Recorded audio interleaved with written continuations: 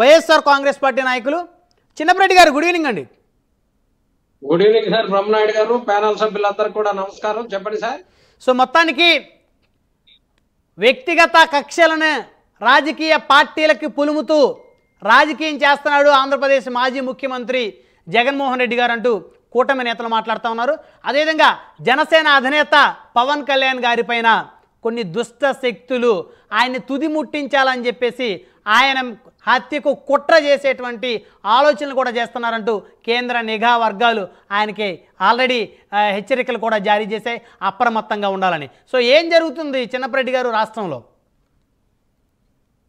Sir, 40 రోజులుగా అడ్డు అదుపు లేకుండా తెలుగుదేశం కార్యకర్తలు, నాయకులు రెచ్చిపోయి ఆంధ్ర రాష్ట్రానికి యథేచ్ఛగా నరమేధాన్ని చేస్తా ఉన్నటువంటి పరిస్థితుల్ని మనం చూస్తా ఉన్నాం. దాదాపుగా 31 మందిని హత్య గావించబడ్డారు. 35 మంది ఆత్మహత్యలు చేసుకున్నారు భయపడి.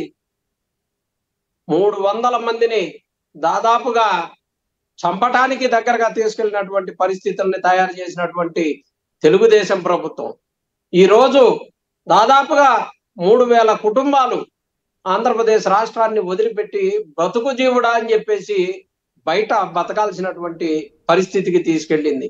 ఈరోజు ప్యానల్ సభ్యులే కాకుండా చందు గారు విశ్లేషకులుగా వచ్చారో, లేకపోతే తెలుగుదేశం తరపున, జనసేన తరపున, బీజేపీ తరపున, అన్నిటి తరపున మాట్లాడటానికి వచ్చారో నాకు తెలియలేదు. కానీ విశ్లేషకులుగా వచ్చిన వాళ్ళు జరిగినటువంటి సంఘటనని మంచి చెడు చెప్పి మిగతా పార్టీలన్నిటి కూడా ఒక సందేశాన్ని ఇవ్వాల్సినటువంటి పరిస్థితుల్లో ఉండాల్సిన మనిషి ఈరోజు ఏకపక్షంగా మాట్లాడుతూ చెప్తా ఉన్నారు.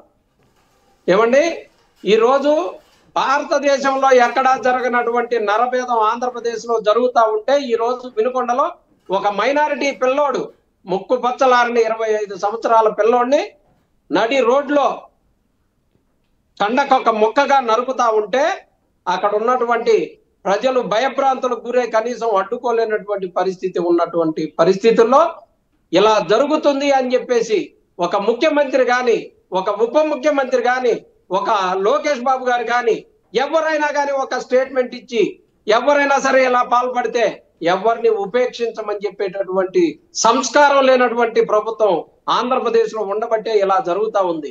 ఇంకొక మాట చెప్తా ఉన్నాను, వైసీపీకి సంబంధించినటువంటి వాళ్ళు, వైసీపీ వాళ్ళు ఇద్దరు కొట్టుకున్నారు అని ఎంత దుర్మార్గంగా మాట్లాడతారండి.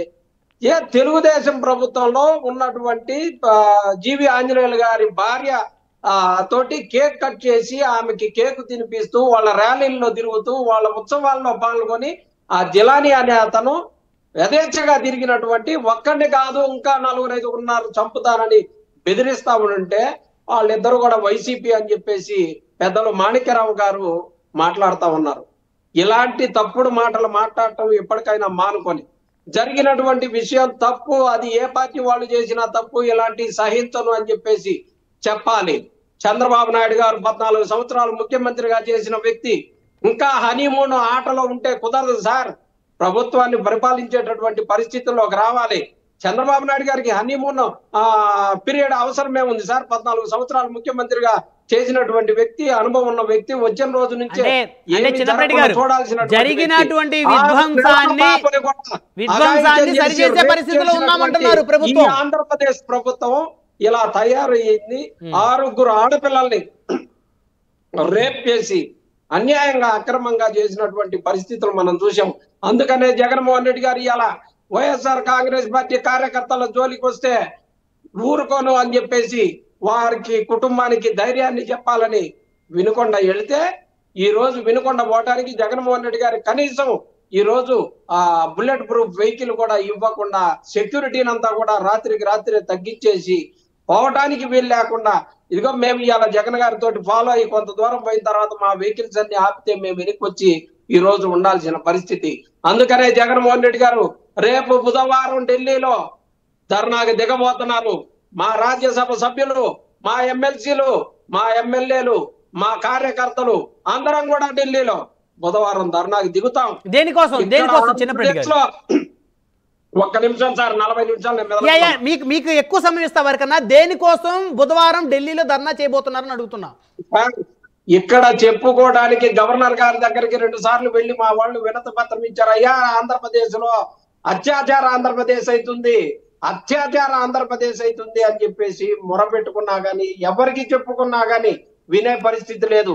నిన్నటికి నిన్న ఒక ఆడపిల్ల ఆమె ఎస్పీగా గార్గే గారు ఎంత అద్భుతంగా చేసిందంటే, ఒక్క ఇన్సిడెంట్ జరిగినా గానీ ఏ పార్టీ వాళ్ళని నేను చూడను అని చెప్పేసి చెప్తే ఆమె పక్కాగా చేస్తుందని చెప్పేసి ఆమెను కుట్రపూరితంగా తీసేసి ఈ రోజు కొత్త ఎస్పీని పంపిస్తే జీహుజీర్ అని ఆ మనిషి చనిపోయిన గంటలోనే వచ్చి ప్రెస్ మీట్ పెట్టి వాళ్ళిద్దరు ఫ్రెండ్స్, అంత ముందు వాళ్ళిద్దరు సొంత ఇష్యూస్ మీదనే చంపుకున్నారు, పార్టీలకు సంబంధం లేదని చెప్పేటువంటి స్టేట్మెంట్ ఇచ్చేటటువంటి పరిస్థితి. ఇలాంటి దుర్మార్గమైనటువంటి పరిపాలనని చంద్రబాబు నాయుడు గారు గతంలో కూడా 14 సంవత్సరాలు చేశారు. కనీసం పైకన్నా ఓ మాట చెప్పేవాడు, అయ్యా ఇలా ఎవడైనా సరే ఇలా చేస్తే ఒప్పుకోనని. ఏమైందండి ఆ నోరు? 14 సంవత్సరాలు ముఖ్యమంత్రిగా చేసినటువంటి చంద్రబాబు నాయుడు గారు ఎప్పటికైనా సరే వాళ్ళ కార్యకర్తలను అదుపులో పెట్టుకోవాలా. పవన్ కళ్యాణ్ గారు కొత్తగా రాజకీయాల్లోకి వచ్చారు, కొత్తగా మంత్రి అయ్యారు, ఆయన ఆస్వాదిస్తా ఉన్నాడు. ఆయన ఒక స్టేట్మెంట్ ఇచ్చి ఏ పార్టీ వాళ్ళైనా సరే వీళ్ళందరూ మన ప్రజలు మనం ఇబ్బంది పెట్టకూడదు, ఎవరైనా ఇలా చేస్తే మాత్రం ఒప్పుకోను అని చెప్పేసి స్టేట్మెంట్స్ కు పరిమితం కాకుండా ఇంప్లిమెంట్ జరిగే విధంగా పవన్ కళ్యాణ్ గారు కూడా బాధ్యత తీసుకోవాల్సిన అవసరం ఉంది. అలాగే ఈ రోజు రాష్ట్రంలో జరుగుతున్నటువంటి కారణాలు ఏమైనప్పటికీ కూడా అత్యాచారాలకి సంబంధించి కానీ, ఇటు వైఎస్ఆర్ కాంగ్రెస్ పార్టీ కార్యకర్తలకు సంబంధించి కానీ జరిగేటటువంటివి ఎప్పటికైనా సరే కంట్రోల్లోకి తీసుకురావాల్సిన బాధ్యత ప్రభుత్వం మీద ఉంది. ప్రభుత్వం తక్షణమే దానికి సంబంధించి పోలీస్ డిపార్ట్మెంట్ అంతా కూడా అలర్ట్ చేసి ఏ చిన్న ఇన్సిడెంట్ తీసినా ప్రభుత్వం బాధ్యత తీసుకుంటది అన్నంతగా ఖచ్చితంగా చిన్నపరెడ్డి గారు ఒక్క నిమిషం అండి. ఇప్పుడు కూటమిలో ఉన్నటువంటి పార్టీలు ఖచ్చితంగా ఎవరి మీద, ఏ పార్టీ వ్యక్తి మీద దాడులు కానీ దౌర్జన్యాలు కానీ చేసినా ఉపేక్షించేది లేదు. ప్రజలంతా శాంతి భద్రత ప్రశాంతంగా ఉండాలి, అందరూ ప్రశాంతంగా ఉండాలని చెప్పారు కానీ ఎవరు కూడా వైసీపీ మీద దాడులు చేయమని చెప్పాల. అయితే ఇక్కడ మాచర్లలో పిన్నెల్లి రామకృష్ణారెడ్డి గారు అనుచరుడిగా ఉన్నటువంటి ఒక వ్యక్తి తెలుగుదేశం పార్టీకి చెందిన బోండా ఉమా గారి మీద, బుద్ధా వెంకన్న గారి మీద పబ్లిక్గా రాడ్డుతోటి దాడి చేసి అదంతా కూడా పెద్ద ఎత్తున చర్చ వస్తే ఆ రోజు జగన్మోహన్ రెడ్డి గారు ఒక మాట మాట్లాడాల. అదేవిధంగా తెలుగుదేశం పార్టీకి చెందినటువంటి తోట చంద్రయ్య అనే వ్యక్తిని పబ్లిక్గా గొంతు కోస్తే, అంటే వీళ్ళందరూ కూడా వాళ్ళు పార్టీలకు సంబంధించిన నేతలు, పార్టీలో అధికారికంగా అఫీషియల్గా 100 మందిని ప్రభావితం చేసి ఓట్లు వేయించగలిగినటువంటి నేతలు ఆ రోజు చనిపోయిన తెలుగుదేశం నేతలు కానీ, చంపినటువంటి వైఎస్ఆర్ కాంగ్రెస్ పార్టీ నేతలు కానీ. కానీ ఇక్కడ వినుకొండలో జరిగినటువంటి చర్చ ఇప్పుడు ఇందాక మాణిక్యాలరావు గారు చెప్పినట్టు ఇద్దరు అంటే జులాయిగా తిరిగేటువంటి ఈ కుర్రోళ్ళు లేదా మీరు ఆ మాట మాట్లాడకూడదు. మీరు మీడియా వ్యక్తులు, మీకు ఆల్రెడీ మీకు సమాచారం ఉంటది. మాణిక్యరావు గారు చెప్పినటువంటి మాటను మీరు చెప్తే దానికి విలువ లేదు. మీరు వాస్తవాలు చెప్పాల్సినటువంటి ఛానల్లో మీరు ఒక యాంకర్ గా ఉన్నారు, మీరు కూడా ఆ మాటలు చెప్తే రాజకీయ పార్టీలో వాళ్ళ స్థాయి చెప్పమనండి. ఇటు మాకు కాదు చిన్నపరెడ్డి గారు చేసిన నేరాన్ని ఎవరు సమర్థించట్లేదండి. ఇప్పుడు మాణిక్యాల గారు ఏమడుగుతున్నారు, రాజకీయ పార్టీలో వారి ప్రాధాన్యత ఏంటి, వారి ప్రాముఖ్యత, ఖచ్చితంగా ఎవరైతే హంతకుడు ఉన్నాడో అతన్ని ఖచ్చితంగా ఉరి తీయాలని అందరం కోరుకుంటాం ఇక్కడ. అంతేగాని అతనికి మెడల్స్ వేసి లేకపోతే బహుమతులు ఇవ్వమని ఎవరు కోరుకోరు. చట్టం ఖచ్చితంగా ఉరికము ఎక్కించాలి అలాంటి వ్యక్తుల్ని. బహిరంగంగా భయం లేకుండా, భక్తి లేకుండా ఈ విధంగా మానవ మృగాల్లాగా ఈ విధంగా ప్రవర్తించిన వ్యక్తుల్ని ఉరికమ్మ ఎక్కించాలని అందరం కోరుకునేది కూడా. మీరైనా, నేనైనా, ప్యానల్ ఉన్న సభ్యులైనా ఎవరికి సపోర్ట్ చేయరు. కాకపోతే దానికి రాజకీయ రంగు పొలం ఉండటం కరెక్ట్ కాదని వారు చెప్తా ఉన్నారు అంతే, నేను చెప్పలేదు.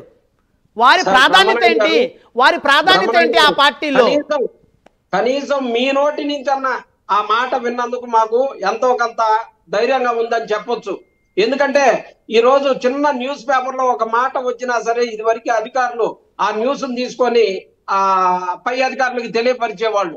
అలాంటి ఈ ఛానల్లో వచ్చినటువంటి మెసేజ్ చూసుకోనన్న అధికారులు అయ్యో ఇంత అరాచకం జరుగుతుందా అని చెప్పేసి తెలుసుకొని దాన్ని మంచి చేసే విధంగా ప్రయత్నం చేయాలని చెప్పేసి ఇంకొక మాట సార్, ఈ రోజు రాష్ట్రంలో జరుగుతున్నటువంటి దాని గురించి ముఖ్యమంత్రి గారు కానీ, హోంమంత్రి గారు కానీ, డిప్యూటీ ముఖ్యమంత్రి గారు కానీ ఎందుకని స్పందించట్లేదు? అది ఎవరైనా కానీ సార్, వైఎస్ఆర్ కాంగ్రెస్ పార్టీ కానీ, తెలుగుదేశం కానీ, జనసేన కానీ, ఒక సామాన్య మనిషి సార్, రైట్ చిన్నప్పటి గారు అందరూ కూడా స్పందిస్తున్నారు ఆల్రెడీ స్థానికంగా ఉన్న ఎస్పీ కానీ స్థానిక ఎమ్మెల్యే కానీ ఈ అంశం మీద చర్చిస్తున్నారు. అయితే ఇప్పుడు జనసేన అధినేత ప్రాణాలకు ముప్పు ఉన్నటువంటి పరిస్థితి ఉంది. దానికి సంబంధించి వైఎస్ఆర్ కాంగ్రెస్ పార్టీ స్టాండ్ ఏంటి?